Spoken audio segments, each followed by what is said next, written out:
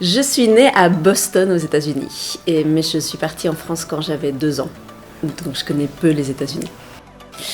J'étais très nomade, en fait, j'ai vécu un peu le rêve américain, c'est-à-dire que mes parents sont les 2 américains et j'ai déménagé 17 fois avec eux.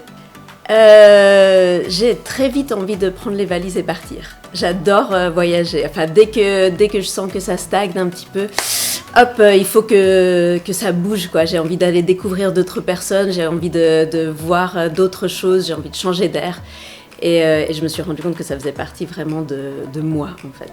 Ça m'amène vers, je dirais, plus de fictions différentes, en fait. J'aime toutes sortes d'histoires.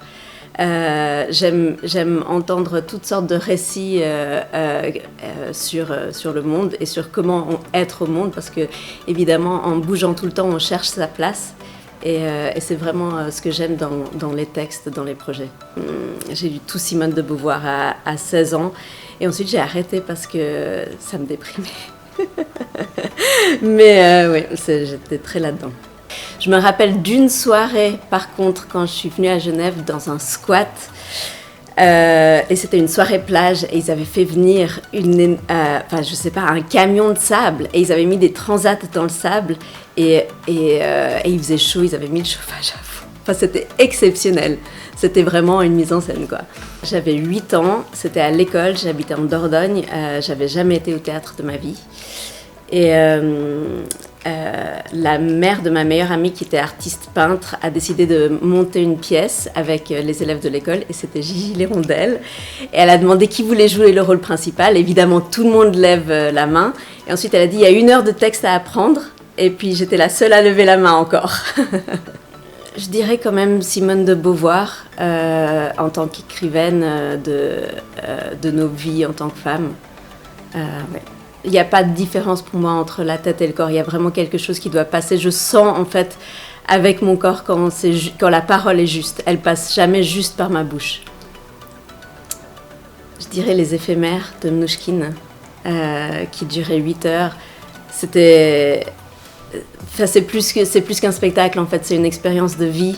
Je me suis fait des amis pendant ce spectacle parce que j'ai pleuré pendant 6 heures à côté de quelqu'un et puis après on a gardé contact et puis on est amis. Enfin, il y a vraiment quelque chose au niveau de la vie qui s'est passé là. De beaucoup de choses, mais je pense que les rapports sociaux doivent absolument changer en fait. Il y a vraiment un écart de plus en plus grand qui se crée dans notre société et il y a très peu de communication entre les différentes castes. Je trouve que ça devient des castes en fait maintenant. Et ça m'importe vraiment plus que tout, je crois. Ce que je trouve très intéressant dans son parcours, c'est qu'elle est devenue célèbre à 70 ans.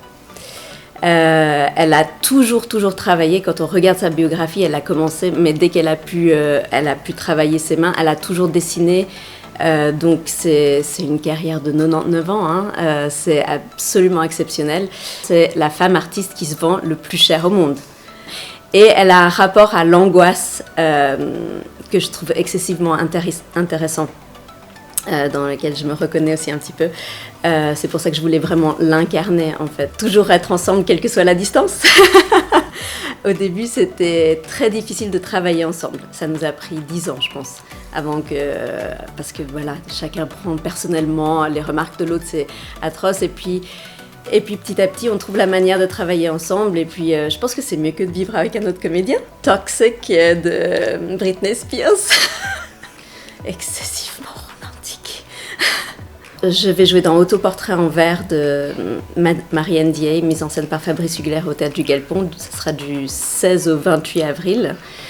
Et c'est un très très beau texte qui n'est pas du tout un texte de théâtre, mais qui est écrit en parlant en fait au lecteur. Donc il y a vraiment quelque chose de l'oralité. Et c'est un texte qu'on va se partager à 7 comédiennes. Donc je trouve que c'est un très très beau projet aussi au niveau du partage de la parole, au niveau de tous ces corps féminins très différents. On est toutes très différentes et on travaille d'abord un peu chacune dans notre coin avec le metteur en scène. Et à la toute fin, on va se mettre ensemble, donc se rencontrer un peu et on va voir quelle synergie ça donne.